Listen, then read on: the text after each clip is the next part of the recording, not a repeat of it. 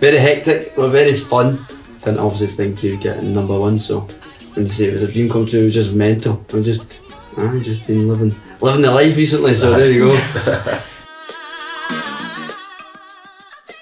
Well, it started when I was on YouTube looking for a sample, and then I found the Silk sample, and then I'd made this like slow disco version, and then I had like a Men in Black sample at the start and all that, and it was like, it's completely different.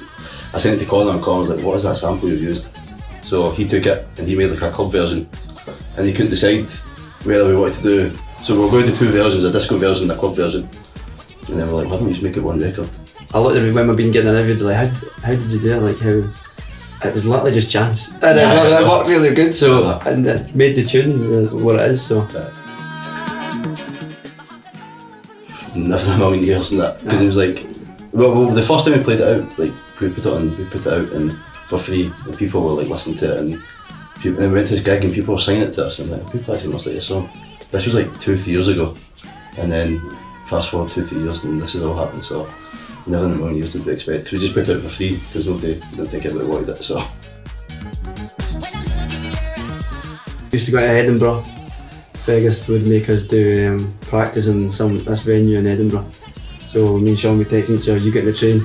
This is obviously when we were first starting to get to know each other, so like, you getting on the train, then we'd meet each other on the train and we'd talk, and then we'd go to this place, and there'd be like 7 of us and we were all down in this wee basement practicing how to DJ and just stuff like that. So just a slow progression of just getting to know each other, and then same music, doing back-to-backs in Cab Ball and playing Fly Club, and then I just do it week after week. We'd get a bit closer, and then we'd end up after even when we weren't DJing, we'd go out together, and then so it was just a progression. It was natural progression.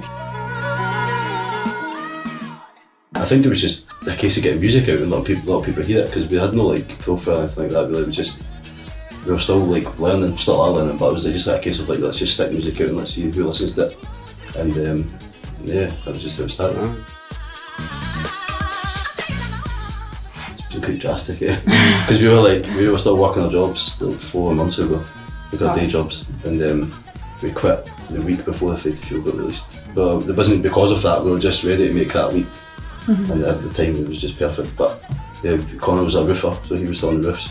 I worked in a petrol station, so it's in now in Paris. So every day I'd be annoying Fergus.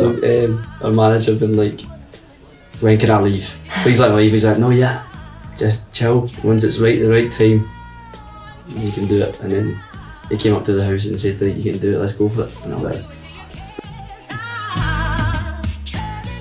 well, we say that, but I was like, it's not the reason we came out of jail. When we first started doing it, we were like, do you really want to be travelling by yourself? And that, like, nah, we can't handle that. He's like my wee travel partner. He's like, I'm his. So comfort blanket.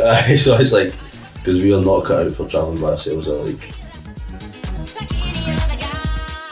stick at it and just keep going, because it'll turn out alright if you just keep going. Just keep enjoying it, I suppose. I'd say just, and to be honest, I think the way it worked out, I would just say, go do that again. Yeah, no, just whatever he did, just do it again.